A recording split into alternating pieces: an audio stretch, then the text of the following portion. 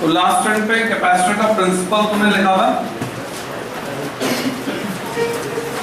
तो हमने एक कॉमन लैंग्वेज यूज की थी, इनर्शिया ब्रेकिंग लैंग्वेज, उसको नाम दिया था मैंने।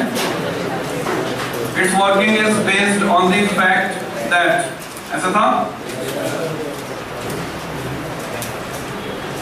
और वो फैक्ट क्या है, मैं तुमको बोला था कि लेक्चर लिखते तुम सोचोगे वो फैक्ट क्या है। कैपेसिटर जिस प्रिंसिपल पे काम कर रहा है वो फैक्ट ये है कि अगर एक दिया हुआ जो कंडक्टर है उसके पास हम एक और कंडक्टर लाकर रख दें तो ये दो कंडक्टर का जो कॉम्बिनेशन बन गया, इसमें ये एबिलिटी आ गई कि बहुत सारा चार्ज स्टोर कर सकता है। और हमारी रिक्वायरमेंट भी यही थी कि ज्यादा चार्ज स्टोर कर पाए, बहुत सारा चार्ज, बहुत सारी एनर्जी स्टोर कर सकते हैं। तो इस कंसेप्ट को लेकर हमने कैपेसिटर बनाया। तो आज की डेट लगाओ 25, लेक्चर नंबर 5 मतलब 15।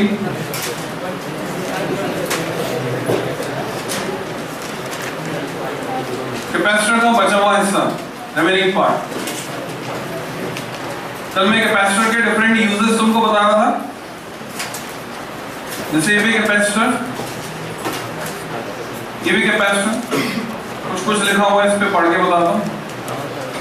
Specially manufactured for Crompton Greaves, Crompton Greaves का पेन, उसके लिए बनाया capacitor. 2.25 microfarad, 440 volt AC, 50 hertz, T max 85 degree centigrade, made in India. तो ये पंखे का कैपेसिटर 2.25। कूलर में जो एग्जॉस्ट फैन होता है उसमें जो कैपेसिटर है उसकी कैपेसिटी ज्यादा है, ये 4 माइक्रोफैरेड, ये 4 माइक्रोफैरेड है, ये 2.25 माइक्रोफैरेड। अभी मेरे पास पावर प्लग तो वहीं पर है, क्योंकि ये AC में काम आने वाला कैपेसिटर है। तो इसमें जो दो टर्मिनल है कोई पॉजिटिव नेगेटिव पोलैरिटी मार्क नहीं है, इंटरचेंजेबली हम यूज कर सकते हैं, किसी को भी पॉजिटिव किसी को भी नेगेटिव। तो अभी इसमें चार्ज नहीं है, देखो हाथ लगाया, कोई शॉक नहीं लग रहा है। तुम बोलोगे आपने रबर सोल के शूज पहने हुए, तो इसमें रबर सोल के शूज काम नहीं करेंगे, कैसे? सर्किट कंप्लीट हो गया। हाँ, एक ही तार को पकड़ूंगा तब काम करेंगे। अभी रिटर्निंग सर्किट नहीं मिल रहा है उसको, अभी ऐसे पकड़ा तो सर्किट कंप्लीट हो गई। तो ये कैपेसिटर अगर चार्ज कर लिया जाए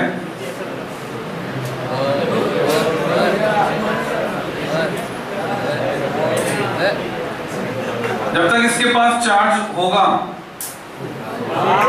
तो ये वेपन है, हथियार है हमारे पास। कैसे? अगर चार्ज करने के बाद अब मैं इसको ऐसे पकड़ता, तो डिस्चार्ज कर दिया मैंने, बिना डिस्चार्ज के ऐसे पकड़ता तो मुझे शॉक लगता, कितने वोल्ट का? हाँ देखो ऑप्शन देता तुम्हें, शॉक लगता 220 वोल्ट, 440 वोल्ट,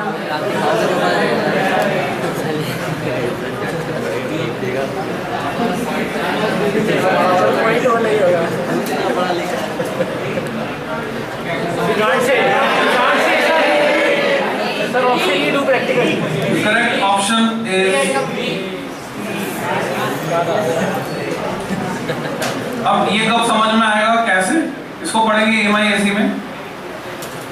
वास्तव में जब कैपेसिटर चार्ज होता है तो ये AC की पीक वैल्यू तक चार्ज होता है। ये जो वैल्यू है दिस इज RMS, जैसे तुम KTG में पढ़ते थे RMS वैल्यू, ये रूट में स्क्वायर वैल्यू है 220 volt.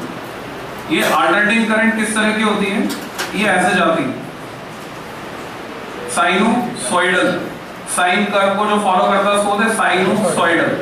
Half cycle positive, half cycle negative, time के साथ I equal to I0 sine omega t. अगर करंट के लिए बनाया और वोल्टेज के लिए बनाया तो V equal to V0 sine omega t. तो इसकी आरएमएस वैल्यू जो है, आरएमएस क्यों निकालनी पड़ती है? अगर मैं एवरेज निकालूं तो आधा साइकिल पॉजिटिव आधा साइकिल नेगेटिव, एक साइकिल के लिए 0, तो हम आरएमएस निकालते हैं। आरएमएस निकालने में फायदा क्या होता है? पहले स्क्वायर किया तो ये नेगेटिव भी क्या हो गया, पॉजिटिव हो गया, क्योंकि इसका सोल इफेक्ट, होल इफेक्ट हम जानना चाहते हैं, प्रभाव क्या है इसको वर्चुअल वैल्यू भी बोलते हैं, इफेक्टिव वैल्यू भी बोलते हैं, आरएमएस वैल्यू। तो स्क्वायर किया तो नेगेटिव का इफेक्ट खत्म हो गया। फिर अब क्या किया, मीन निकाल लिया। अब स्क्वायर जो किया था उसका असर खत्म करना है तो वापस अंडर रूट लिया, स्क्वायर किया, मीन निकाला, फिर अंडर रूट, रिवर्स चलते हैं, RMS square mean root, root निकाल के स्क्वायर का इफेक्ट खत्म कर दिया।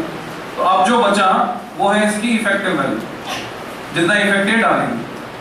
पर जब मैं कैपेसिटर को चार्ज कर रहा हूँ, मैक्सिमम ये सह सकता है 440 440, ये साइकिल चला ऐसे, ये चार्ज हो रहा है यहाँ तक, पीक तक।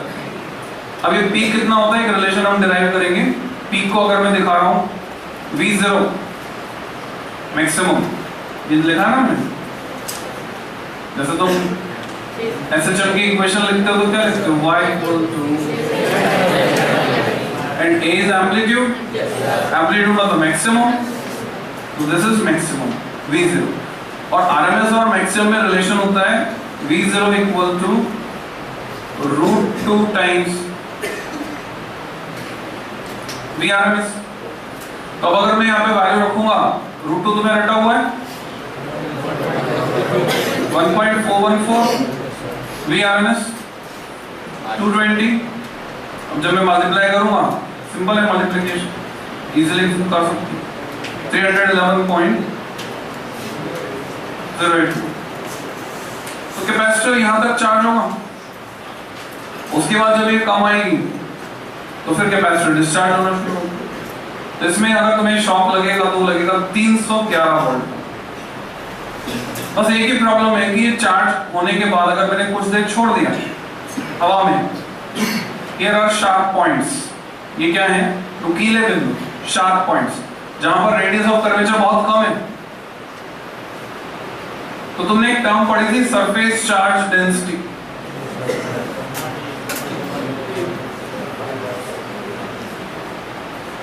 अगर स्फेरिकल सरफेस है तो Q upon 4πr², otherwise Q upon A, surface charge density. जहां पर रेडियस कम है वहां पर सरफेस चार्ज डेंसिटी होगी ज्यादा। फिर तुमने एक और एक्सप्रेशन सीखा कि कंडक्टर चाहे किसी भी शेप का हो, किसी भी साइज का हो, उस कंडक्टर के जस्ट बाहर जो इलेक्ट्रिक फील्ड होता है, it is sigma upon epsilon 0। याद है कुछ? स्टार मार्क करके लिखवाया हुआ है, हमारी कॉपी में लिखा हुआ है नोट्स में। अब अगर ये सिग्मा ज्यादा है, बिकॉज ए कम है, ए कम है, क्यों जितना था उतना है, सिग्मा ज्यादा है तो इलेक्ट्रिक फील्ड ज्यादा है। और अगर इलेक्ट्रिक फील्ड ज्यादा है, कितना, किससे ज्यादा, फिर डेटा याद करो, याद है, इससे ज्यादा है तो क्या होगा, इसके कांटेक्ट में आने वाली एयर का आयनाइजेशन पूरा नहीं होगा अर्थ तक, आसपास का आयनाइजेशन हो जाएगा इसके कांटेक्ट में जो एयर आ रही है। कई बार तुमने महसूस किया हो तो तुम्हारे बॉडी का कोई पार्ट किसी इलेक्ट्रिक अप्लायंस जैसे कि रेफ्रिजरेटर, उसके किसी किनारे को छू जाता है साइड से तो कई बार शॉक लगता है, बिकॉज उन कॉर्नर्स पर सिग्मा ज्यादा है, कॉर्नर का एरिया कम है, सरफेस एरिया, ये बोले रेडियस कम है, रेडियस कम है तो सिग्मा ज्यादा है, सिग्मा ज्यादा तो फील्ड ज्यादा है, तो फील्ड ज्यादा है तो क्या होगा, उसके आसपास एयर आयनाइज्ड स्टेट में, वहां पे चार्ज वहां से जाने के लिए तैयार बैठा है। जैसे कहीं नाव लगी किनारे पे, लोगों को उसमें चढ़ना है, ट्रेन लगी स्टेशन पे, लोगों को उसमें चढ़ना है, बस लगी बस स्टैंड पे, तो तैयार बैठा है चार्ज वहां से जाने के लिए। जैसे तुम्हारा हाथ छू गया, उसको पाथ मिल गया तो सारा चार्ज तुम्हारी बॉडी के थ्रू, तो शॉक लगता है। तो यहाँ पर हम एक दूसरे फिनोमेना की बात करें, अलग फिनोमेना, ऐसे ही हमेशा के लिए समझ लो, it is called corona discharge. Reference side में। अगर तुम्हारे लिए नई टर्म है तो तुम लिख सकते हो CORONA, कोरोना डिस्चार्ज, डैश लगा के लिख दोगे। Leakage of charge from sharp points, leakage of charge from sharp points. तो किसी कंडक्टर में जो शार्प पॉइंट्स होते हैं वहां पर चार्ज की डेंसिटी बहुत ज्यादा बढ़ जाती है। चार्ज की डेंसिटी बढ़ जाती है तो इलेक्ट्रिक फील्ड बढ़ जाता है, और इलेक्ट्रिक फील्ड बढ़ जाएगा तो वहां से चार्ज के लीक होने की संभावना ज्यादा है। और ये चार्ज के लीक होने का फिनोमेना क्या कहलाएगा? Corona discharge. इसको मैंने चार्ज करके रख दिया, मान लो उसमें लगाया चार्ज किया, रख दिया। 5 मिनट बाद अगर मैं हाथ लगाता हूं कुछ नहीं होता, बिकॉज सारा चार्ज एयर ले जा चुकी है through the phenomena corona discharge. Corona is a type of electromagnetic arc. अगर हम इसकी स्पेशल फोटोग्राफी करें, फोटोग्राफी में ऑर्डिनरी कैमरा क्या खींचता है? विजिबल रेज लेता है। कुछ कैमरा इंफ्रारेड भी पकड़ लेते हैं। तुम टीवी का रिमोट का बटन दबाओ, बटन दबाते वक्त अपने मोबाइल का कैमरा ऑन करो, एक सफेद लाइन जाती हुई दिखेगी जो आंख से नहीं दिखेगी, कैमरा में नजर आएगी। वो क्या है? इंफ्रारेड।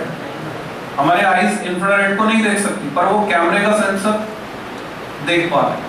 ऐसे ही हम स्पेशल डिजाइन करते हैं कैमरा को जो इलेक्ट्रोमैग्नेटिक आर्क की फोटोग्राफी करता है, तो हमें दिखाई देता है इन शार्प पॉइंट्स के आसपास इलेक्ट्रोमैग्नेटिक आर्क। फिर अगर तुमने ध्यान दिया हो, गौर किया हो, जितने भी भगवान के फोटो होते हैं उनके सर के पीछे गोला दिखा दो, इसको कहते हैं ऑरा। हमारी बॉडी खाली सर के पीछे नहीं होता, ऑरा होता है हमारी बॉडी के चारों तरफ। जब हम बीमार पड़ जाते हैं तो इसका शेप डिस्टॉर्ट हो जाता है, और जब हम स्वस्थ होते हैं तो ये हेल्दी होता है। ऑरा, ऑरा से पता चल जाता है। अब ऑरा जो है वो देखने के लिए, यानी वो इलेक्ट्रोमैग्नेटिक फील्ड है, हमारी बॉडी का इलेक्ट्रोमैग्नेटिक फील्ड है। तो अगर स्पेशल कैमरा से देखे व्यवस्था की जाए तो इस इलेक्ट्रोमैग्नेटिक फील्ड को देखा जा सकता है, जो शार्प पॉइंट्स के आसपास भी होता है, हमारे आसपास भी होता है। ठीक है। जब हम बिना बातचीत के इंटरेक्ट करते हैं, जैसे कि महात्मा लोग आते हैं, मान लो जैसे रामदेव जी हैं या सब लोग आते हैं, तो इनका प्रभाव क्षेत्र बहुत बड़ा होता है। लोग खाली इनको सुन सुनकर, खाली सुनने से अपनी बुरी आदतें छोड़ देते हैं, उनकी बात मानने लग जाते हैं। तो एक्चुअल में इफेक्ट किसका होता है? उनके इलेक्ट्रोमैग्नेटिक फील्ड का। मान लो एक जना सिगरेट पीता है, बुरी आदत है उसकी, शराब पीता है, अब किसी महात्मा के संपर्क में आया, सिगरेट और शराब पीने से उसके शरीर का इलेक्ट्रोमैग्नेटिक फील्ड बिगड़ा हुआ है, अकॉर्डिंगली डिस्टॉर्टेड है। तो उस महात्मा के संपर्क में आया तो उसका इलेक्ट्रोमैग्नेटिक फील्ड मॉडिफाई हुआ और उसको सिगरेट पीना, शराब पीना खराब लगने लगा और उसने छोड़ दिया। तो ये भी एक थ्योरी चलती है अलग से साइंस में, इलेक्ट्रोमैग्नेटिक आर्क या इलेक्ट्रोमैग्नेटिक फील्ड वाली थ्योरी। कई लोग बीमारी का इलाज, जैसे तुम देखते हो अल्टरनेट कई पद्धतियां हैं, एलोपैथी के अलावा होम्योपैथी, आयुर्वेद, फिर और बहुत सारी पद्धतियां हैं, मैग्नेटोथेरेपी, एक्यूप्रेशर, रेकी, और ऐसे ही एक पद्धति ये भी निकली हुई है कि इलेक्ट्रोमैग्नेटिक आर्क सही करके सही कर दिया जाता है बीमार, इलेक्ट्रोमैग्नेटिक फील्ड सही करके बीमार को सही करता है। तो यहां से चार्ज डिस्चार्ज होता है इन फॉर्म ऑफ इलेक्ट्रोमैग्नेटिक। हवा ले जाएंगे, कैपेसिटर का डायग्राम बनाना है हमको, और फिर उसका कंस्ट्रक्शन, वर्किंग, उसके लिए एक्सप्रेशन डिराइव करना है। कौन सा एक्सप्रेशन डिराइव करेंगे? कैपेसिटी का। ये कैपेसिटर है डीसी वाला, ठीक है। मैं तुमको कहा था कि कैपेसिटर ओपन करके खोल के मैं तुम्हें दिखाऊंगा। ये डीसी वाला कैपेसिटर, इस पे क्या क्या लिखा हुआ है पढ़ के बता रहा हूँ।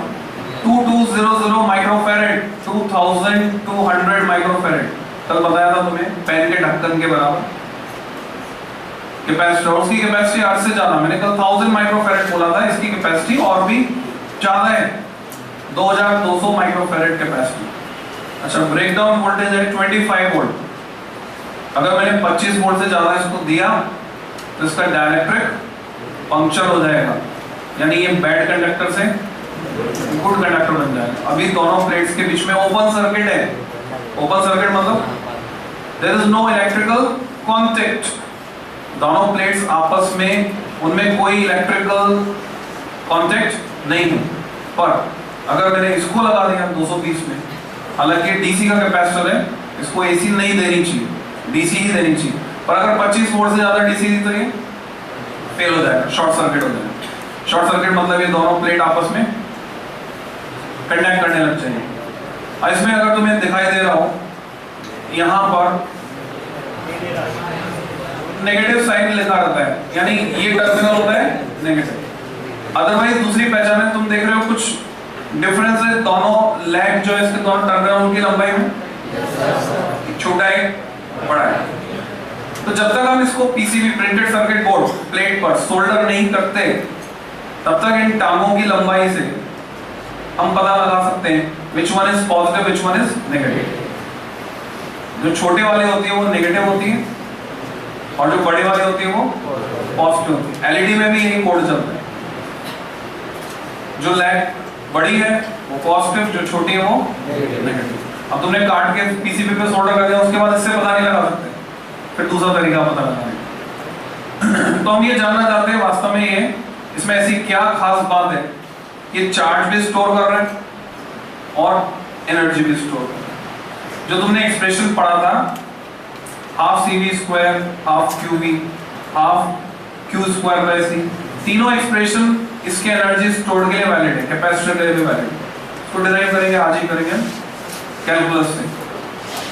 तो सबसे ऊपर तो ये जो इस पे भी लिखा है 85 डिग्री सेंटीग्रेड, जैसे उस पे पढ़ के बताया था मैंने, टेम्परेचर। टेम्परेचर का क्या लेना देना है? टेम्परेचर से लिंक्ड है सारे जो डाइलेक्ट्रिक कांस्टेंट होते हैं, केमिस्ट्री में सर पढ़ाते हैं तुमको कि जितने भी के हैं सब टेम्परेचर से लिंक्ड है। तो ये यहाँ वाला जो डाइलेक्ट्रिक कांस्टेंट है ये भी टेम्परेचर पर डिपेंड करता है, ठीक है। तो टेम्परेचर अगर 85 डिग्री सेंटीग्रेड से ज्यादा हो गया तो इसका डाइलेक्ट्रिक फेल हो जाएगा। तो सबसे ऊपर तो प्लास्टिक का खोल है, जैसे सामान को बचाने के लिए क्या करते हैं, प्लास्टिक का कवर चढ़ा देते हैं उस पे। तो ब्राउन कलर जो तुम्हें दिख रहा है वो एक्चुअल में प्लास्टिक है। ये मैं तुम्हारे सामने हटा रहा हूं अभी, अंदर से चमकीला हिस्सा निकल रहा है, ये जो चमकीला हिस्सा है वो एल्यूमिनियम। इस प्लास्टिक पर तो इसकी मार्किंग वगैरह थी सारी, और अंदर से जो चमकीला पार्ट निकला ये एल्यूमिनियम। इस एल्यूमिनियम का इसकी कैपेसिटी में कोई रोल है क्या? जवाब है नहीं। तो क्या कर रहा है यहाँ पर? हॉलो कंडक्टर, हाँ सही बोला तुमने, शील्डिंग कर, इलेक्ट्रोस्टैटिक शील्डिंग। कैपेसिटर तो इसके अंदर है, इधर ये रबर का डॉट लगा हुआ है और ये दो टर्मिनल, इसके कनेक्टर दो कंडक्टर से जुड़े हुए हैं। जैसे आगे ऑपरेशन करते हैं, ऑपरेशन आगे चल रहा है अभी।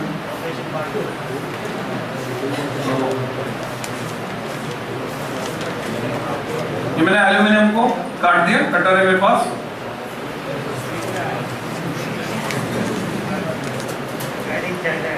इतना काटना सफिशिएंट है, इससे काम चल जाएगा हमारा। ये अंदर का पार्ट बाहर निकाल दिया, ठीक है। This is hollow conductor. इसका कोई रोल कैपेसिटी में नहीं है, it provides shielding, electrostatic shielding. Main component ये है जो तुम्हें दिखता है। अब इसमें भी ये जो रबर का डॉट है इसका भी कोई रोल नहीं है। सील पैकिंग,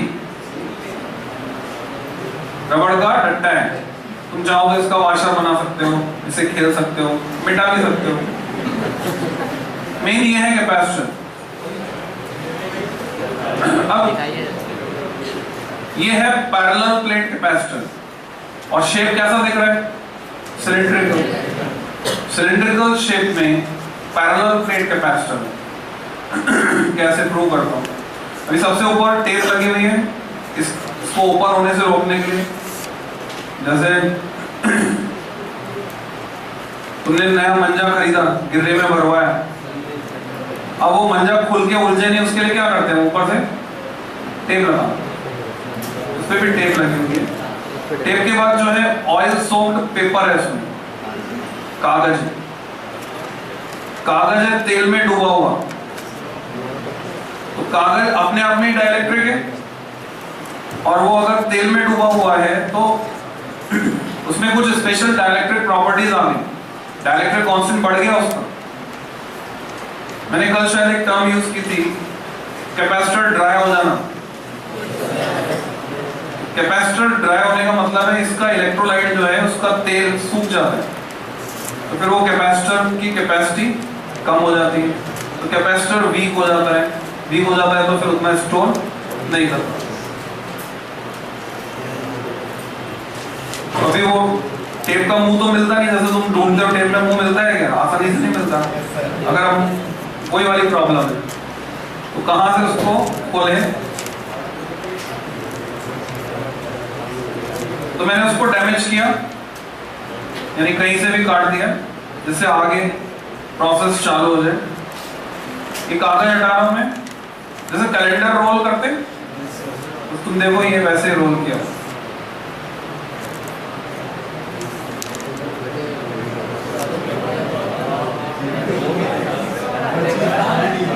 अब तुम देखो एक प्लेट नजर आ रही है, ये एक प्लेट है, इस प्लेट को मैंने अलग किया, इससे एक टर्मिनल जुड़ा हुआ है और ये दूसरी प्लेट है, दोनों के बीच इलेक्ट्रिकल कांटेक्ट नहीं है। रीजन बिहाइंड, बीच में एक कागज आ रहा है, ये कागज उनको इलेक्ट्रिकली कनेक्ट होने से रोक रहा है। ये कागज oil soaked paper acting as dielectric. तो वास्तव में दो प्लेट्स एक दूसरे के सामने थी, तो कैसा कैपेसिटर था? Parallel plate capacitor. अब तुम सब कुछ जानते हो उसके बारे में, अब इसको पढ़ते हैं। प्रिंसिपल के बाद आएगा डायग्राम।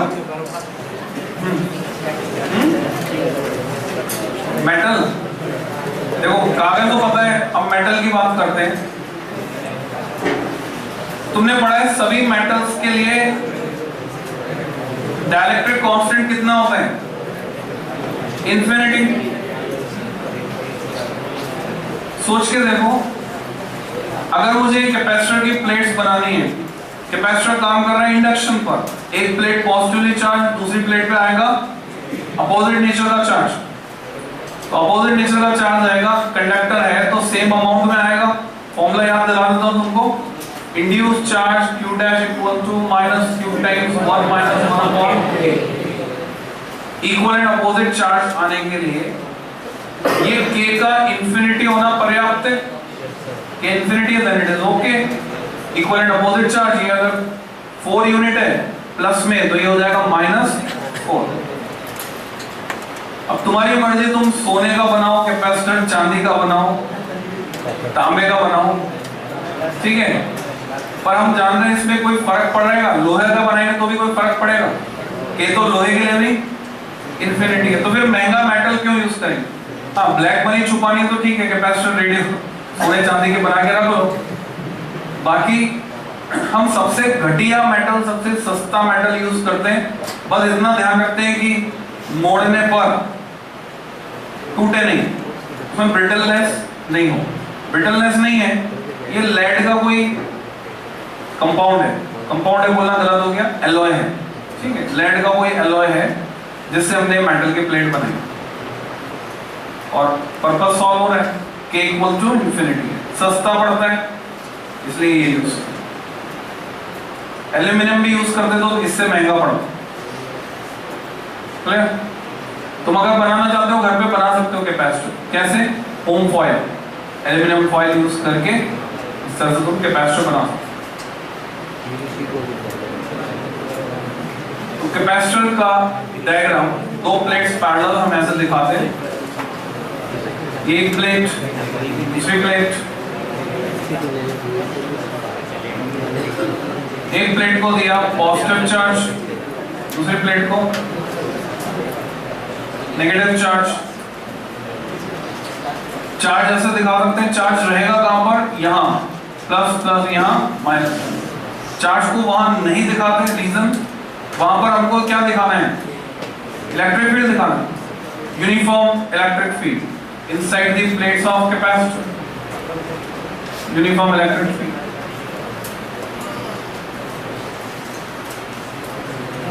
फ्रिंजिंग का इफेक्ट तब तक नहीं दिखाएंगे जब तक कि मेंशन नहीं हो, और फिर भी तुम्हारे को अगर इच्छा हो रही है दिखाने की दिखा सकते,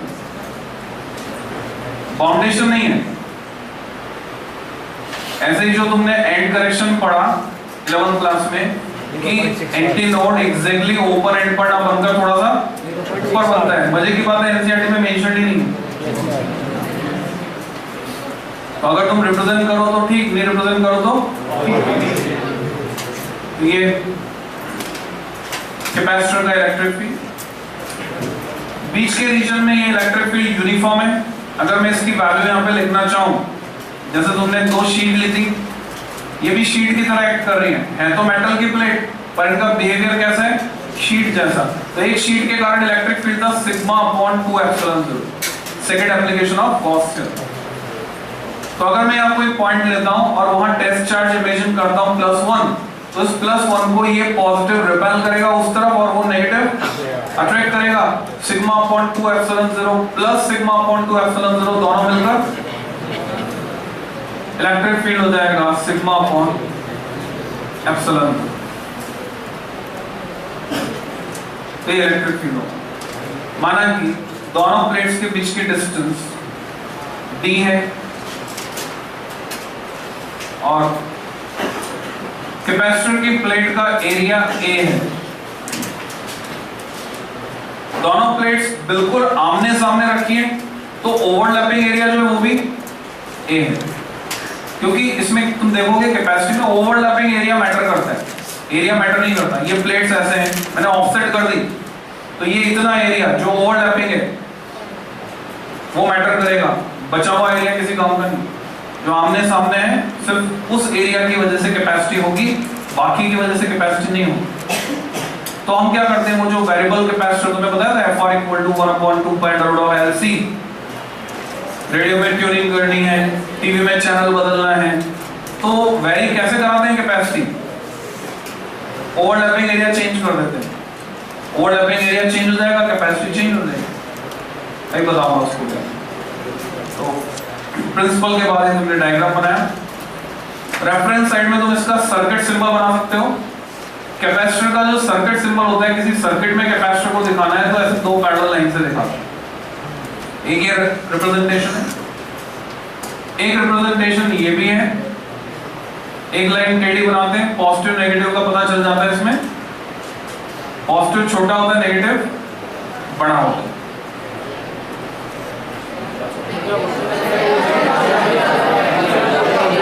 कैसे पता होगा, वो तो टर्मिनल, देखो वापस समझिए, जब तक मैंने इसको पीसीबी पे सोल्डर नहीं किया, जो छोटा टर्मिनल है वो पॉजिटिव है, बड़ा टर्मिनल नेगेटिव है। ये तो बाहर की बात है, अंदर की बात कुछ और है। मैं इन टर्मिनल्स की बात नहीं कर रहा, दीज आर द टर्मिनल्स, ये तो अंदर की डिटेल। एलईडी को देखना, एलईडी लाइट एमिटिंग डायोड देखी, लैब में मिल जाएगी देखने को, उसको एलईडी को देखना, ये लाइट, ये टर्मिनल्स, ठीक है। जो छोटा वाला है वो पॉजिटिव, ओके, जो छोटा वाला है वो नेगेटिव, बड़ा वाला पॉजिटिव। और अंदर डिटेल कुछ और है, अंदर की डिटेल समझो।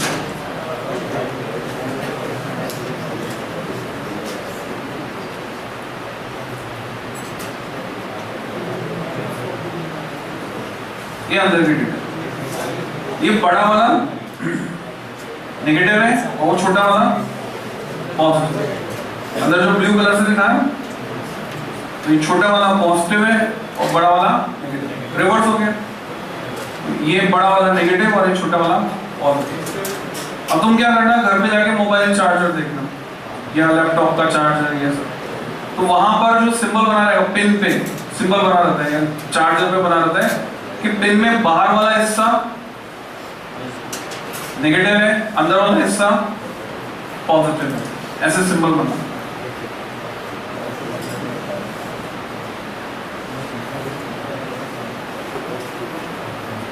जब तुम्हारा ऑब्जर्वेशन स्ट्रांग होगा तो चीजें बहुत अच्छे से समझ में आएंगी। ध्यान से ऑब्जर्व करो। फिर अगर मुझे बताना है कि ये कैपेसिटर वेरिएबल है, इसकी कैपेसिटी वेरी कर सकती है, तो सिंबल में क्या करेंगे, एक एरो से ऐसे काट देंगे, इसका मतलब वेरिएबल कैपेसिटर।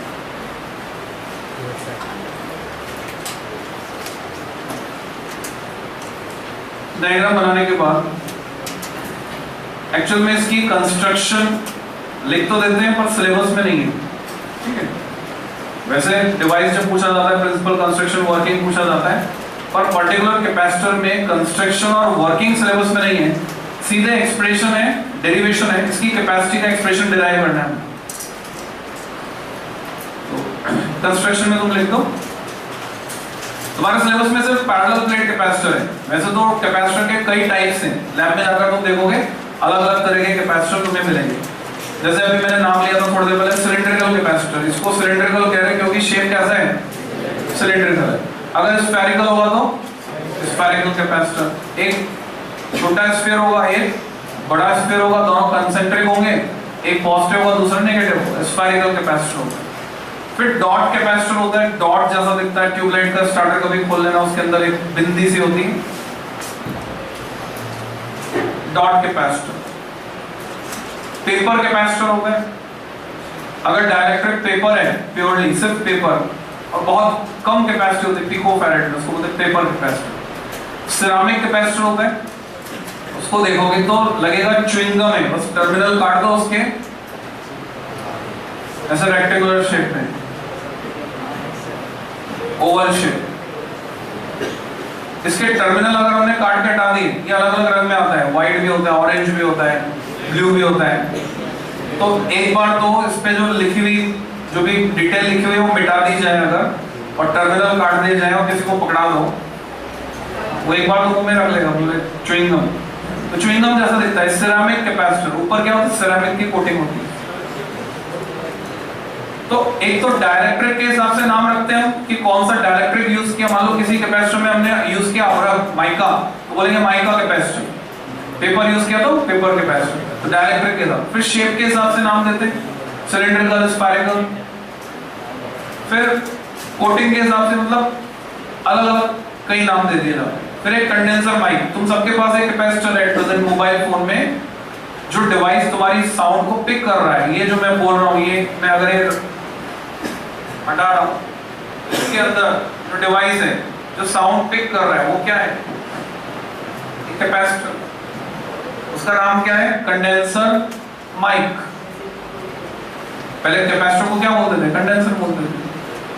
काम कैसे कर रहा है कंडेंसर माइक, इसमें दो प्लेट्स हैं सर्कुलर, लैब में डिस्प्ले में दिख रहा है, दो सर्कुलर प्लेट्स हैं, चमकते हुए दिखेंगे। एक प्लेट फिक्स है, दूसरी प्लेट अपनी जगह हिल सकती, वाइब्रेट कर सकती। तो जब मैं बोल रहा हूं तो वो प्लेट वाइब्रेट कर रही है। वाइब्रेट करने से दोनों प्लेट के बीच का गैप चेंज हो रहा है, कभी बढ़ता है कभी घटता है। तो ये जो साउंड एनर्जी है, ये इसको इलेक्ट्रिक पल्स में कन्वर्ट कर देता है। वन फॉर्म ऑफ एनर्जी को अनदर फॉर्म ऑफ एनर्जी में जो डिवाइस कन्वर्ट कर देता है, उसको हम नाम देते हैं transducer. That is called transducer. तो ये एक एनर्जी को दूसरी एनर्जी में कन्वर्ट कर। अभी उसका जो कैपेसिटी का एक्सप्रेशन निकालेंगे, तुम देखोगे कैपेसिटी का एक्सप्रेशन में डिस्टेंस d आ रही है। तो डिस्टेंस d चेंज होने से कैपेसिटी चेंज हो जाती है। कैपेसिटी चेंज हो जाती है, वो सिग्नल इलेक्ट्रिक सिग्नल बन गया, अब आगे जा रहा है वो प्रोसेसिंग के लिए। साउंड सिग्नल कन्वर्ट हो गया इलेक्ट्रिकल फॉर्म में, और उसको इलेक्ट्रिक सर्किट प्रोसेस कर देगा। क्योंकि साउंड को तो इलेक्ट्रिक सर्किट प्रोसेस नहीं कर सकता, इलेक्ट्रिक सर्किट को प्रोसेस करना है तो सिग्नल किस फॉर्म में चाहिए, इलेक्ट्रिकल फॉर्म में चाहिए। हटा दो प्रोजेक्शन, हटा दो टेंट के नीचे लगी हुई बल्लियां हटा दो। तो कंस्ट्रक्शन इट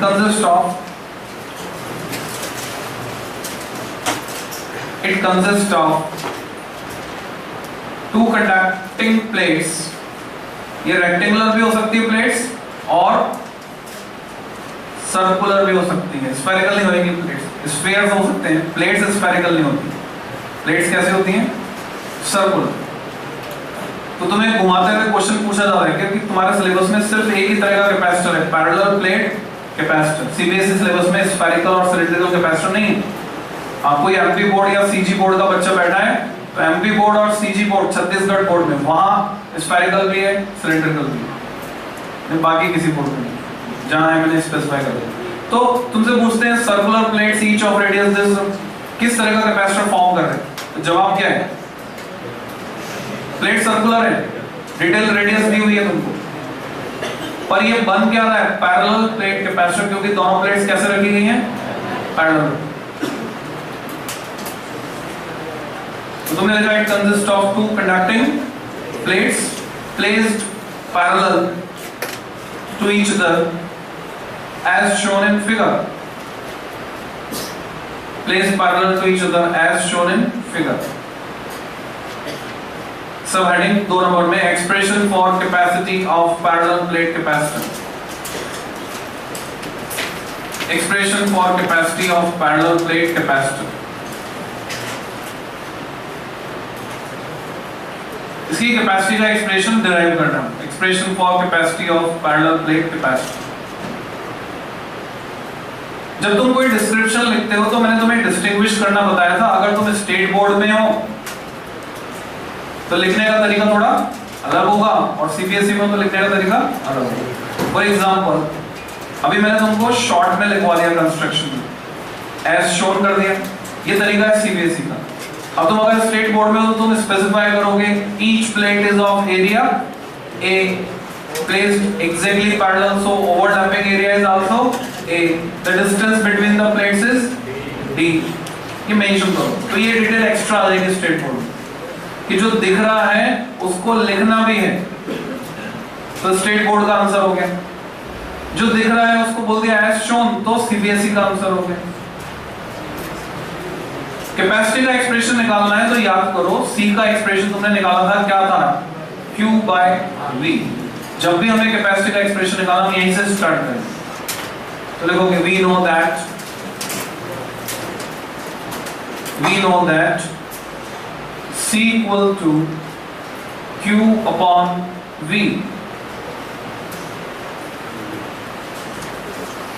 मेरे को यहां पर V चाहिए, Q तो ये है, दिख रहा है, V होता है पोटेंशियल डिफरेंस, जबकि मेरे पास यहाँ V नहीं है, मेरे पास है E लिख रखा है सिग्मा अपॉन एप्सिलॉन।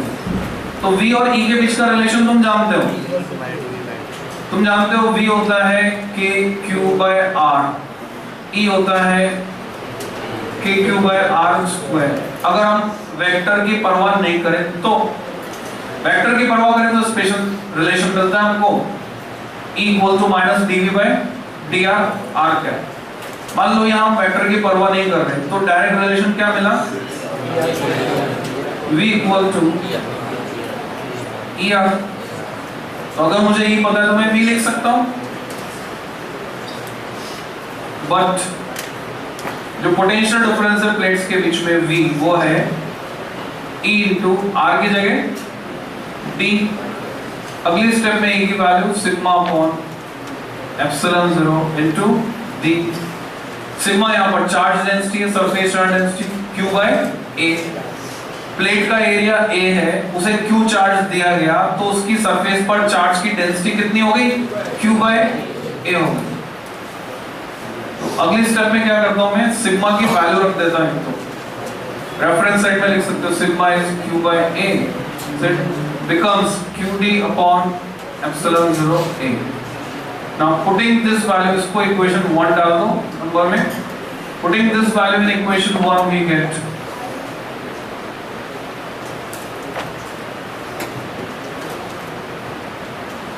हमें मिलता है C equal to Q divided by QD upon epsilon 0 A। Q get cancelled, so we get epsilon 0 A by D। This is expression for capacity। अगर तुम्हें याद हो तो सिमेट्रिकल रिलेशन हमने डिराइव किया था, स्फेरिकल कंडक्टर की कैपेसिटी निकाली थी, वहां पर भी हम यहीं से स्टार्ट किया था Q by V, फिर V पोटेंशियल निकाला था KQ by R, फिर वहां पर भी क्या होता QQ कट गया था, क्या आ गया था R by K, QQ cut गया था, यहां पर भी देखो क्या कट गया, बाकी बच गया। तो ये एक्सप्रेशन मिल गया, capacity of parallel plate capacitor epsilon 0 A by D।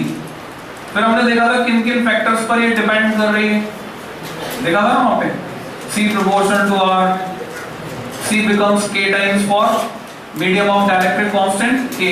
फिर तीसरा फैक्टर निकल के आया था जिसकी वजह से हमने कैपेसिटर बनाया। इसकी कैपेसिटी देखेंगे किस किस पर डिपेंड करती है। सब heading factors on which capacity of parallel plate capacitor depends।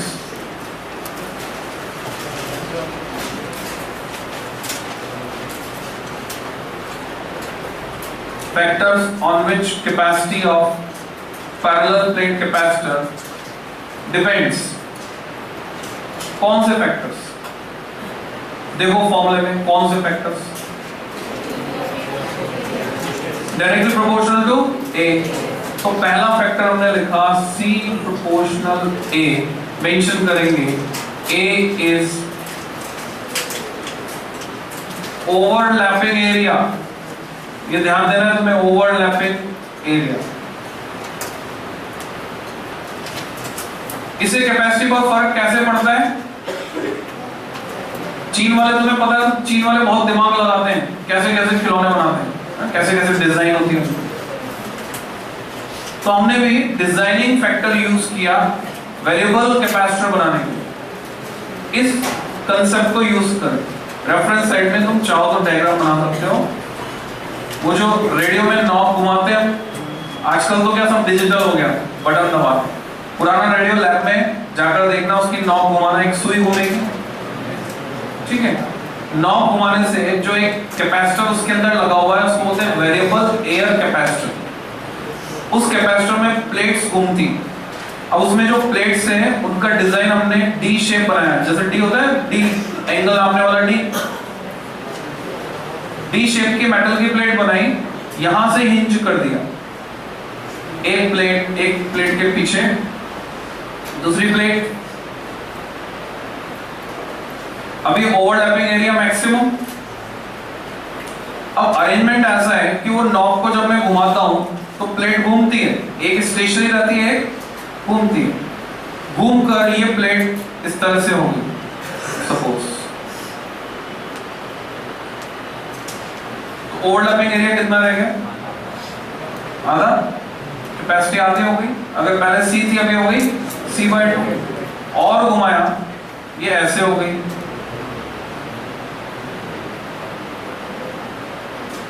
Overlapping area 0, capacity becomes 0। तो हम इसको घुमाकर कैपेसिटी को चेंज कर सकते हैं 0 to मैक्सिमम। क्लियर? तो ये जो वेरिएबल कैपेसिटर सिंबल बनाया था तुमने, ये ऐसे हम अटेन करते हैं। कौन सा कंसेप्ट यूज करते हैं, we change the overlapping area. Second, दूसरा फैक्टर देखो, C proportional 1/D। What is D? D is distance, short form use करने है ना, DIST डॉट, बस हो गया डिस्टेंस बिटवीन द प्लेट्स, दोनों प्लेट्स के बीच की दूरी। तो यहां पर फिर से हम एक इंपॉर्टेंट कंसेप्ट लगा रहे हैं, डिस्टेंस को कम करने के लिए केमिस्ट्री की मदद लेते हैं, इलेक्ट्रोलिसिस, इलेक्ट्रोप्लेटिंग। हम क्या करते हैं, अभी तुमने देखा इसमें काफी कम डिस्टेंस थी, कैसे, बहुत ही पतला कागज है, तो दोनों प्लेट्स के बीच की दूरी कम है, दूरी कम है तो कैपेसिटी ज्यादा है। हम इस दूरी को और कम कर देते हैं, एक प्रोसेस यूज करते हैं इलेक्ट्रोलिसिस, और इलेक्ट्रोलिसिस करके प्लेटिंग करते हैं मेटल, किसी डाइलेक्ट्रिक, उल्टा भी कर सकते हैं। फॉर एग्जांपल तुम्हें पता हो तो एल्यूमिनियम की जो खिड़कियां हैं, इन पे पेंट करने की जरूरत क्यों नहीं पड़ती, इनका कोरोजन क्यों नहीं होता, बिकॉज ऑक्साइड बन जाता है, ऑक्सीजन से रिएक्ट करके ऑक्साइड की कोटिंग इस पे हो जाती है और वो उसको प्रिवेंट करती है, तो इस पे पेंट करने की जरूरत नहीं है। इसी तरह से कोटिंग जो होगी वो इतनी बारीक होगी, इतनी पतली लेयर होगी, वो डाइलेक्ट्रिक की कोटिंग हो गई मान लो। अब दो कंडक्टिंग प्लेट्स पास पास रखी, इसमें समझने में मुश्किल है कि कोटिंग डाइलेक्ट्रिक की होगी कि कोटिंग मेटल की होगी, कोटिंग कंडक्टिंग पार्ट की हो सकती है या नॉन कंडक्टिंग पार्ट की हो सकती है, तुम्हें इन्वेस्टिगेट करना।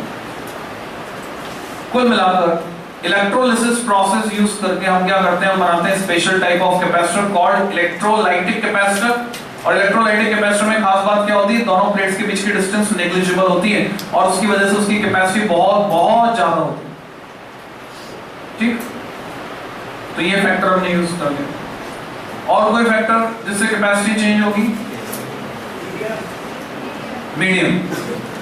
तो सिमिलर स्टेटमेंट जैसे वहां लिखा था लिखोगे, for a medium of dielectric constant capital K, for a medium of dielectric constant capital K, comma, capacity becomes K times, capacity becomes K times.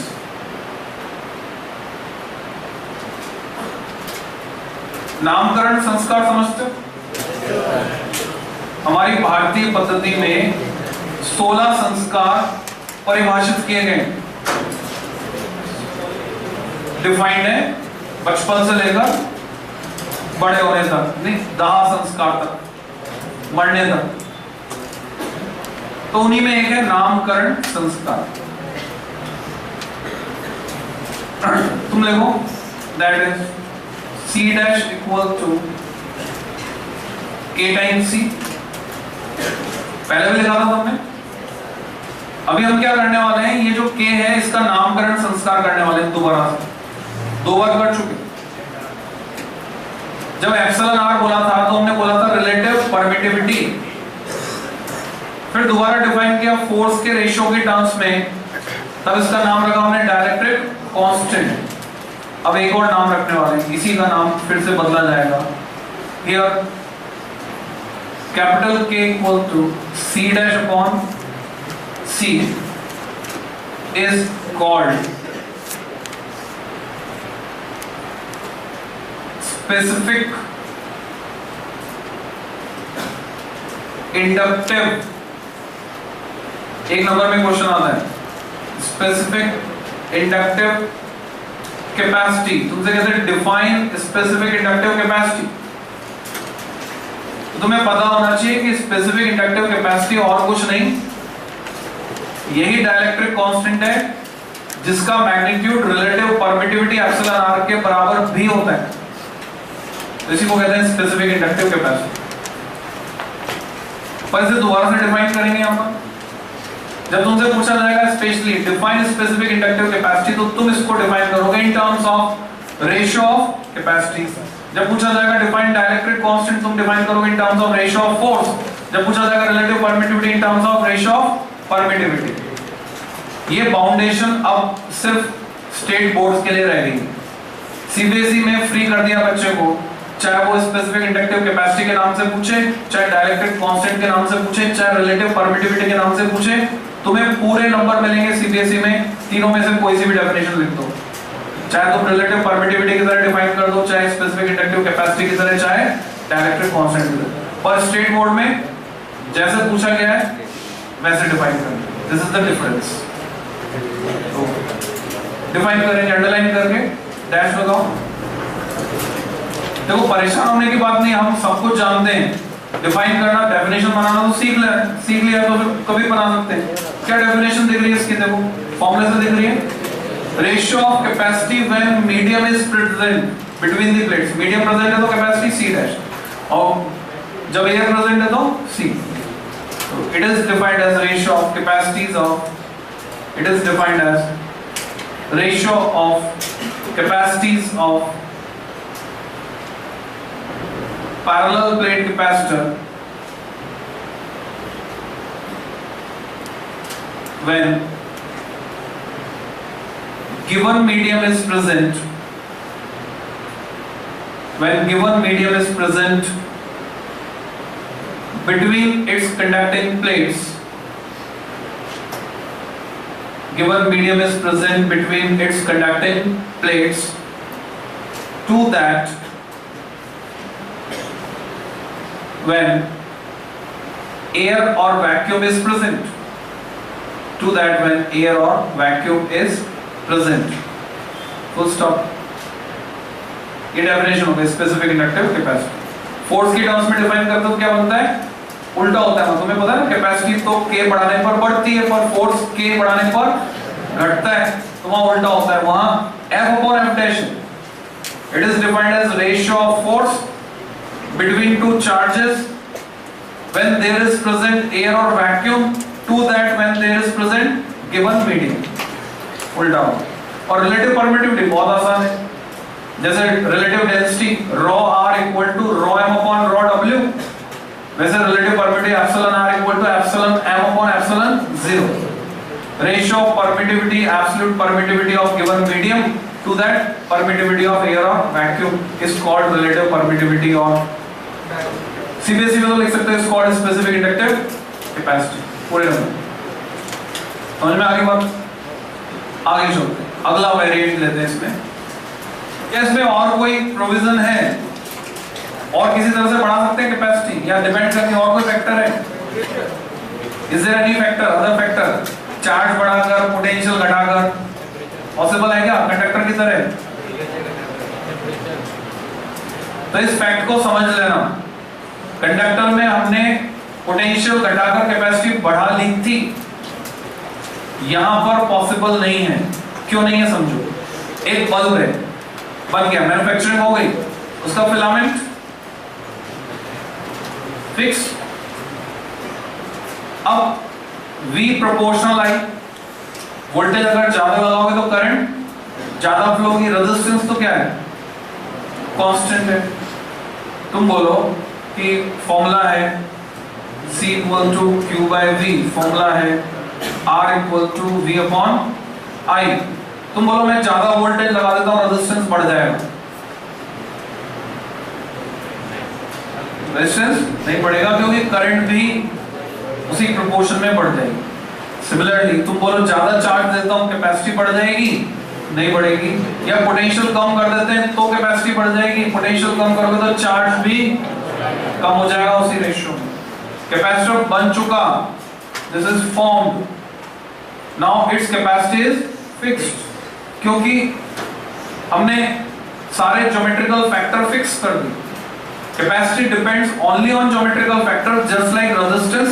Resistance के लिए तुम पढ़ोगे रेजिस्टेंस R होता है rho L upon A, rho resistivity उसको छोड़े तो length और एरिया ऑफ क्रॉस सेक्शन इस पर डिपेंड कर रहा है। वैसे ही कैपेसिटी किस पर डिपेंड कर रही है? Overlapping area and distance, symmetry है सब जगह। और ओवरलैपिंग एरिया और डिस्टेंस तुम अगर चेंज नहीं कर सकते तो तुम कैपेसिटी को चेंज नहीं कर सकते। मीडियम तुम फिल कर चुके हो, मीडियम को चेंज नहीं कर सकते तो कैपेसिटी को चेंज नहीं कर सकते। कैपेसिटर की कैपेसिटी, कंडक्टर अगर हम ले रहे तो हम उसके लिए अजम्पशन ले लेते हैं कि कंडक्टर जो है हमारे पास वो भी एक कैपेसिटर मान सकते हो इस तरह से कि उसका जो दूसरा कंडक्टर है वो पड़ा इंफिनिटी को। दो कंडक्टर मिलाकर कैपेसिटर बनता है, तो तुम एक सिंगल कंडक्टर की कैपेसिटी निकाल रहे हो, तो अजम्पशन ऐसा मान सकते हो अगर कैपेसिटर होता तो दूसरा कंडक्टर कहां होता? इंफिनिटी पर, तो डिस्टेंस कितनी होगी? इनफाइनाइट होगी। डिस्टेंस इनफाइनाइट होगी तो उसका कोई इंपैक्ट इस पर नहीं आता, ऐसा मानते हैं, अज्यूम करते हैं। कैपेसिटर बनाने पर कैपेसिटी कंसिडरेबली इंक्रीज हो जाती है। इस फैक्ट को महसूस करके देखो, अर्थ की कैपेसिटी हमने निकाली थी, तुम्हें याद होगी 711 माइक्रोफैराड। अर्थ को कंडक्टर मानने पर उसकी कैपेसिटी 711 माइक्रोफैराड। तुम जानते हो अर्थ घिरी हुई है आयन स्फीयर से जिसकी ऊंचाई 100 किलोमीटर है। 100 किलोमीटर की हाइट पर आयन स्फीयर है। आयन स्फीयर इटसेल्फ, क्योंकि वहां आयन से, तो वो भी कंडक्टिंग लेयर है। So one conducting sphere is ion sphere, another conducting sphere is our earth. ये अर्थ 6400 किलोमीटर, 6.4 into 10 की power 6 metre, and at the height of 100 kilometre और 50 to 150 से स्टार्ट हो जाता है। सपोज 50 किलोमीटर और ये हो गया ionosphere. So there are two conducting spheres placed nearby, they form a capacitor। एक कैपेसिटर बन गया। कैसा? Spherical capacitor. अब अगर मैं कैपेसिटी निकालता हूँ अर्थ की, इसको स्फेरिकल कैपेसिटर मानते हुए, ये 6400 किलोमीटर, ये 50 किलोमीटर, तो स्फेरिकल कैपेसिटर की कैपेसिटी का जो फॉर्मूला है, जैसे ये भी निकाला हमने एप्सिलॉन 0 A/d, ऐसे स्फेरिकल कैपेसिटर की कैपेसिटी का फॉर्मूला जो तुम्हारे सिलेबस में नहीं है, हालांकि एनसीईआरटी में क्वेश्चन है, पर वो पहले था सिलेबस में, क्वेश्चन हटा नहीं, सिर्फ एमपी बोर्ड सीजी बोर्ड में है। Epsilon 0 times AB/b minus a छोटे वाले की रेडियस, b बड़े वाले की रेडियस, यानी इसको मिला 6450। मीडियम अगर कोई है तो ठीक है, नहीं है तो एप्सिलॉन 0। इससे जब मैं कैलकुलेट करता हूं इस फॉर्मूले में वैल्यू डालकर, तो डेटा है मेरे पास a भी है और b भी है, then it comes to be approximately 0.099 ऐसे करके आता है, उसको मैं लिखता हूं 0.1 फैराड। तो अर्थ की कैपेसिटी जब कंडक्टर थी तो 711 माइक्रोफैराड थी, और जब कैपेसिटर मानेंगे तो बढ़कर कितनी हो जाती है, 0.1 फैराड हो जाती है। इस कैपेसिटर में हम डाइलेक्ट्रिक का क्या फर्क पड़ेगा वो देखते हैं। पूरे में डाइलेक्ट्रिक इंसर्ट कर दे तो हमें पता है डायरेक्ट फॉर्मूला से मिल रहा है, एप्सिलॉन 0 को रिप्लेस करके एप्सिलॉन m से, तो कितना हो जाता है k टाइम्स। और मान लो पूरे में डाइलेक्ट्रिक नहीं डाला, पार्शियली कोई डाइलेक्ट्रिक स्लैब इंट्रोड्यूस की जिसकी विड्थ है t, तो उसके लिए एक्सप्रेशन डायरेक्ट करें। So heading expression for capacity, दो नंबर में derivation 2 marks. Expression for capacity of a parallel plate capacitor। आज के लेक्चर में मैंने स्पीड थोड़ी कम की है, स्पीड बढ़ाऊं वापस या कम ही रहने दूं? कितने लोग चाहते हैं बढ़ा दूं वापस? हाथ पकड़ो। ओके, माइनॉरिटी में हो तुम।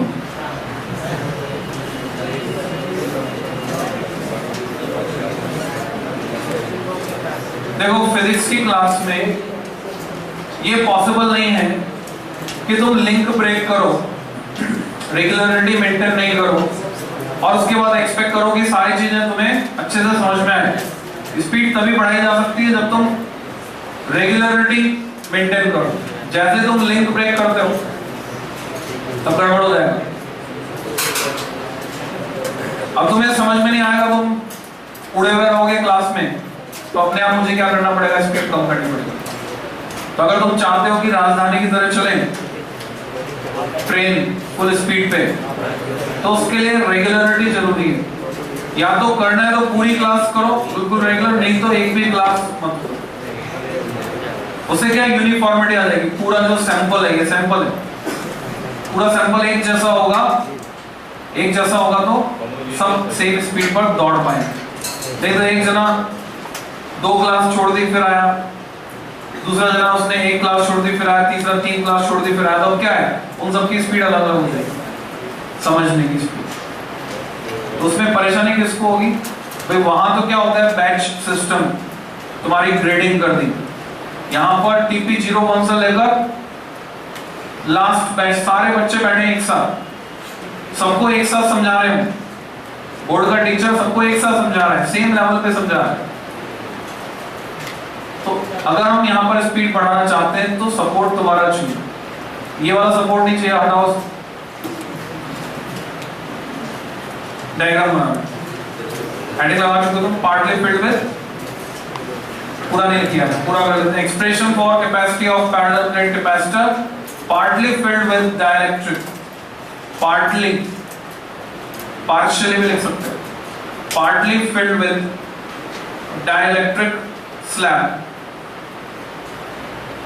of width t, small t, dielectric slab of width small t,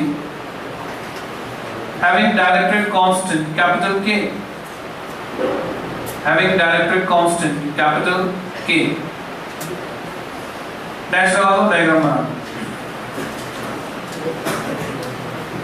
capacitor की 2 प्लेट्स,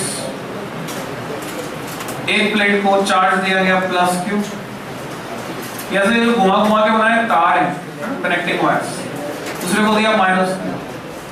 ऐसे भी दिखा सकते हैं। दूसरा तरीका अर्थ से कनेक्टेड भी दिखा सकते हैं। अपोजिट नेचर का चार्ज देता है। Overlapping area of plate A, distance between the plates D।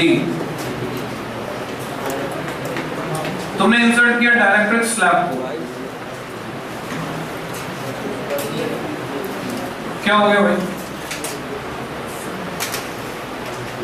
डायरेक्ट्रिक slab को इंसर्ट किया जिसका डायरेक्ट्रिक कांस्टेंट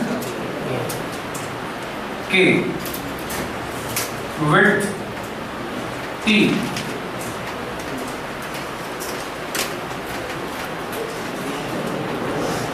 ये सिचुएशन। तो हमें पता है कि जहां पर हवा है वहां तो इलेक्ट्रिक फील्ड कितना है, कितना वहां था, सिग्मा अपॉन एप्सिलॉन 0। यहां पर भी सिग्मा अपॉन एप्सिलॉन 0। पर जहां मीडियम है वहां इलेक्ट्रिक फील्ड कितना हो जाता है, 1/k टाइम्स। यानी यहां पर इलेक्ट्रिक फील्ड कितना होगा, तो डिस्टेंस t में तो इलेक्ट्रिक फील्ड होगा सिग्मा अपॉन एप्सिलॉन 0 k। ये कैसे इंसर्ट किए, पूरे में, जैसे प्लेट है तो बीच में पूरी प्लेट, उसका एरिया भी डायरेक्ट्रिक स्लैब का एरिया भी कितना है a, तीनों का एरिया सेम है, पूरे में मीडियम है बीच में, पर मीडियम की एक पट्टी है, स्लैब खाली, कुछ जगह पर हवा है। तो कैपेसिटी निकालनी है इसकी, कहां से स्टार्ट करेंगे? वी नो दैट सिमेट्री है, we know that capacity C equal to Q by V, equation 1। Here V equal to, V है टोटल पोटेंशियल डिफरेंस, हवा में कुछ है, कुछ मीडियम में है। क्योंकि पोटेंशियल एक स्केलर क्वांटिटी है तो क्या करेंगे, algebraic sum. Potential difference in air plus potential difference in medium, दोनों का sum equal to total potential difference. फिर वही फॉर्मूला यूज करेंगे, V इक्वल टू ED। इस V एयर की जगह मैं लिख सकता हूं E air into distance in air, air में डिस्टेंस है D minus T। V medium की जगह लिखूंगा E medium into distance in medium, value रख दूंगा E एयर की value sigma upon epsilon 0 times D minus T, sigma upon epsilon 0 k times T। नाश्ता करना है तो कर सकते हो, सिग्मा की जगह इसमें स्टेप खा सकते हो तुम सीधे। एक तो कॉमन ले लो, कॉमन लेने के अलावा तुम क्या करो, Q by A भी रख दो, तो Q by A रख दिया सिग्मा की जगह, कॉमन पे ले लिया, तो V का एक्सप्रेशन मुझे मिलता है Q upon epsilon 0 D minus T, A भी कॉमन, सिग्मा की जगह Q by A plus T by Q, potential में क्या, इसको रखेंगे इक्वेशन 1 में। Putting this in equation 1 we get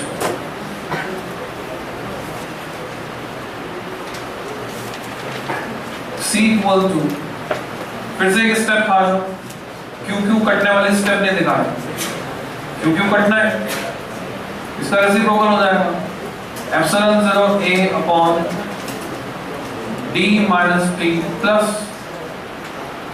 T by Q। This is important relation, ये format तुम्हें याद है। पिछला जो फॉर्मूला था ये फॉर्मूला उससे ज्यादा जनरल है।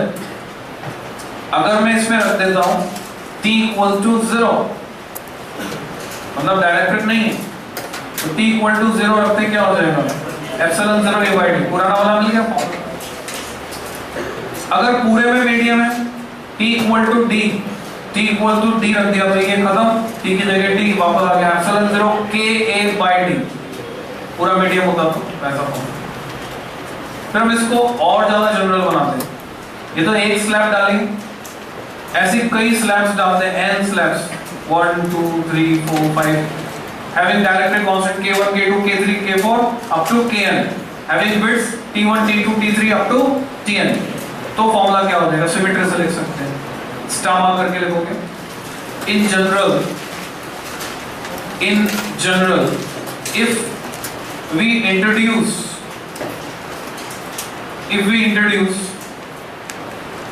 small n dielectric slabs,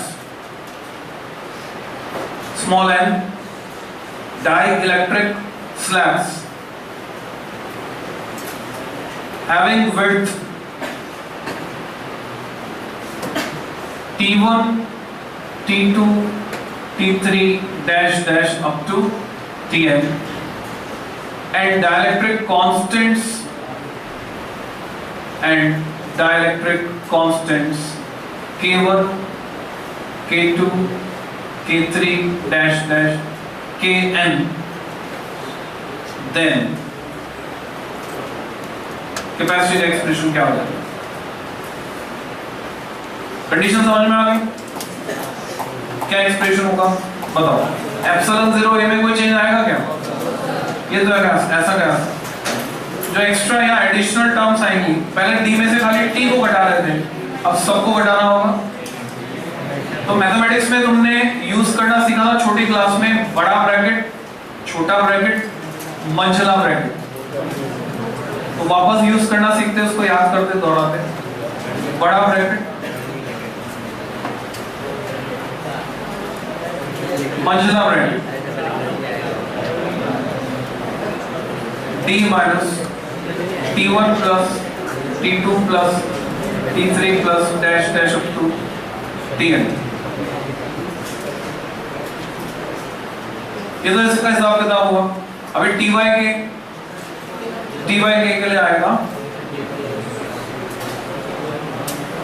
T1 by K1 plus T2 by K2 plus T3 by K3। जब भी ये नोटेशन हम यूज करते हैं डैश वाला, तो इसका तरीका ये है कि 3 टर्म लिखनी होती है शुरू की, वो जरूरी होती है। 3 टर्म के बाद कम से कम 3 डैश दिखाना भी जरूरी होता है, डॉट, और फिर फाइनल टर्म आती है। अब तुमको क्या है कि ABCD लगाने की आदत पड़ गई, तो लिखने का तरीका वो सही होना जरूरी है सब्जेक्टिव पैटर्न में। तो इन बातों का ध्यान रखना है।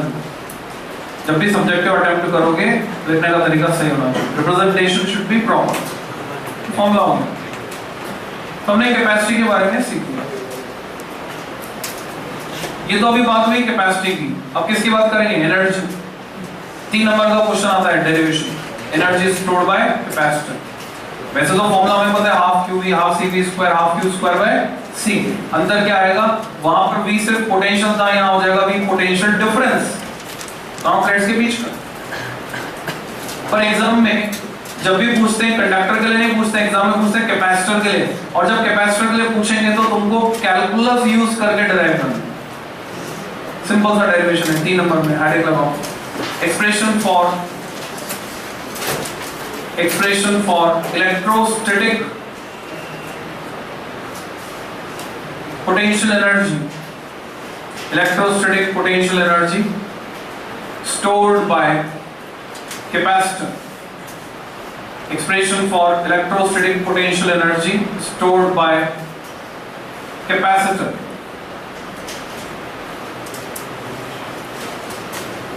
डैश लगा दो। एक सर्किट बनाएंगे, कैपेसिटर को चार्ज करना है। ये है कैपेसिटर का सिंबल। सर्किट डायग्राम स्टार्ट कर दिया। करंट इलेक्ट्रिसिटी में सारे सर्किट डायग्राम आएंगे। ये कैपेसिटर का सिंबल, इसकी कैपेसिटी है C। चार्ज करने के लिए एक बैटरी से मैंने इसको जोड़ा, ये बैटरी का सिंबल है। तुम में से बहुत सारे बच्चे क्या करते हैं, कैपेसिटर का सिंबल और सेल का सिंबल सेम कर देते हैं, इतनी जल्दी बनाते हैं, अब पता नहीं चलता टीचर को ये सेल है कि कैपेसिटर है। तो तुम होशियार बच्चे बनना, सेल और कैपेसिटर में अंतर देखना चाहिए साफ साफ। सेल है तो एक डंडा छोटा, छोटा वाला डंडा माइनस, बड़ा वाला डंडा प्लस, सेल में ही है लॉजिक। कैपेसिटर तो दोनों डंडे बराबर, प्लस माइनस V की लगाना है तो लगा दो, प्लस की का सिंबल के कोष्टक में डॉट। तो इस कैपेसिटर को हम चार्ज कर रहे हैं। जैसे मैंने की के को ऑन किया, चार्ज फ्लो होना शुरू होगा। पर तुम देख रहे हो यहाँ तो ओपन सर्किट पड़ा है, कंडक्टिंग पाथ अवेलेबल नहीं है। तो वास्तव में इसमें जो करंट फ्लो होती है वो मोमेंटरी होती है, कुछ सेकेंड्स के लिए। इसको स्पेशल नेम भी देते हैं, इस करंट को बोलते हैं transient current, current during transition. Steady state की बात करें, एक होती है steady state in long term, कुछ समय बाद देखेंगे तो कोई करंट फ्लो नहीं होगी। तो स्टेडी स्टेट में करंट जीरो है, because this is open circuit, बीच में क्या हवा है, करंट कैसे कंडक्ट होगा।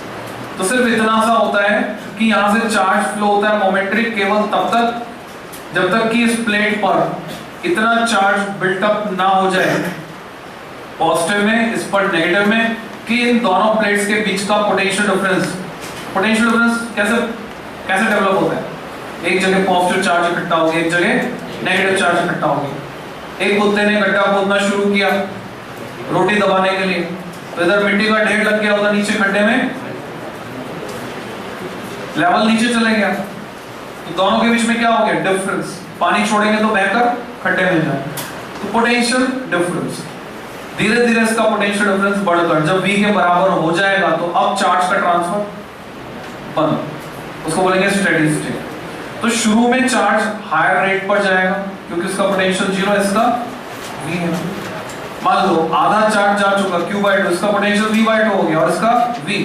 अब ये एफर्ट कर रहा है V और वो वापस करंट फ्लो कराने के लिए एफर्ट करेगा क्योंकि बैटरी की तरह काम करेगा। उधर से V/2 एफर्ट करेगा तो नेट एफर्ट होगा V minus V/2 equal to V/2। तो अब कम पोटेंशियल पे जाएगा, धीरे धीरे चार्ज के ट्रांसफर होने की रेट कम होती जाएगी, इसका एक्सपोनेंशियल डिके होगा, एक्सपोनेंशियल डिके, e की पावर x वाला फंक्शन बन जाएगा।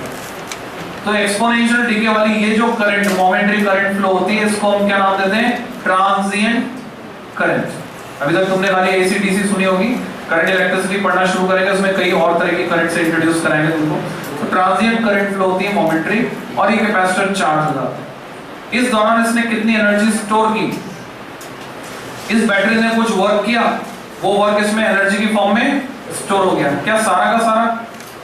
जवाब है नहीं। जब इसके पास पोटेंशियल आया तो ये अपोज कर रही है तो कुछ एनर्जी लड़ाई में खर्च हो जाएगी। तो फैक्ट ये है कि बैटरी ने तो एफर्ट क्या किया, बैटरी ने तो पूरे टाइम V पोटेंशियल पे चार्ज प्रोवाइड किया, V पोटेंशियल पे टोटल चार्ज दिया बैटरी ने। क्यों? तो बैटरी का एफर्ट तो कितना है, charge into potential, work done is charge into potential. Battery ने वर्क किया QV पर, इसके पास जो चार्ज आ रहा है ये पूरे टाइम V पोटेंशियल पर नहीं आ रहा, शुरू में आ रहा था V पर और फिर बाद में घटते घटते घटते वो पोटेंशियल जीरो रह जाता है। तो एवरेज पोटेंशियल ले तो V/2 पर आया, तो V/2 पर इसने चार्ज गेन किया Q, तो ये अपने पास जो स्टोर कर पाएगा वो कितना स्टोर कर पाएगा, हाफ QV। 50% इस तक पहुंचा, 50% लॉस। तो इसकी एनर्जी हाफ QV। कैलकुलस से कैसे आएगी वो हमको देखना, कैलकुलस मेथड इंटीग्रेट करके निकालो। सर्किट बनाने के बाद लैंग्वेज में लिखो, considering a capacitor of capacity C connected to a battery of V volt, connected to a battery of V volt as shown, connected to a battery of V volt as shown, comma, the small work done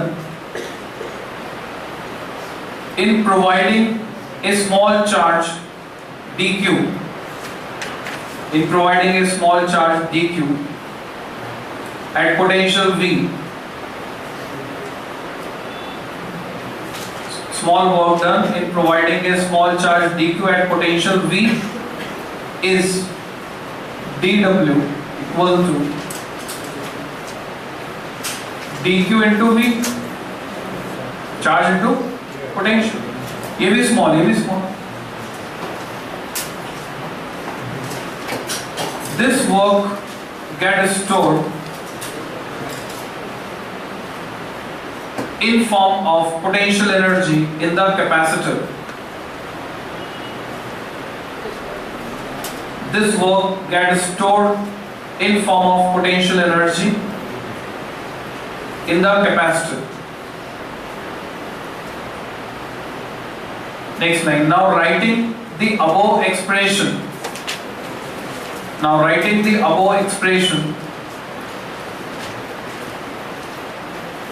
For total energy stored.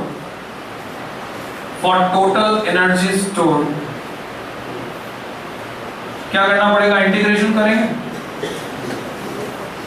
dW का integration किया 0 to W, total work done निकालना था, तो इसका भी integration करेंगे dQ into V. तुम चाहो तो इसको V पहले लिखकर dQ को बाद में लिख दो, ये ज्यादा कन्वीनियंट साउंड करेगा. तो चार्ज कहां से कहां तक चेंज हो रहा है? शुरू में कितना चार्ज था कैपेसिटर के पास? 0. जब वर्क डन हुआ था 0, और फाइनली कैपेसिटर के पास चार्ज आ गया कैपिटल Q. हमें इंटीग्रेट करना है विद लिमिट्स, और V भी वेरिएबल है जैसा अभी मैंने तुम्हें बताया, और Q भी वेरिएबल है. There are 2 variables. ये सिचुएशन पहली बार नहीं आई, पिछली बार भी आई थी जब तुमने किया था इंटीग्रेशन ऑफ PdV थर्मोडायनेमिक्स में. प्रेशर एंड वॉल्यूम दोनों वेरी कर रहे थे, तो या तो क्या करो, इंटीग्रेशन विद बाय पार्ट्स, पर हम उस डिटेल में नहीं जाना चाहते. हम दूसरा आसान तरीका लगाते हैं, एक वेरिएबल को दूसरे वेरिएबल की टर्म्स में कन्वर्ट कर देते हैं. वहां भी यही किया था, PV = RT यूज किया था. यहाँ भी यही करते हैं. V को क्या लिख सकता हूँ? Q/C, and C is constant. C बाहर आ गया, remaining Q dQ 0 to Q, क्योंकि मैंने V को लिख दिया Q/C.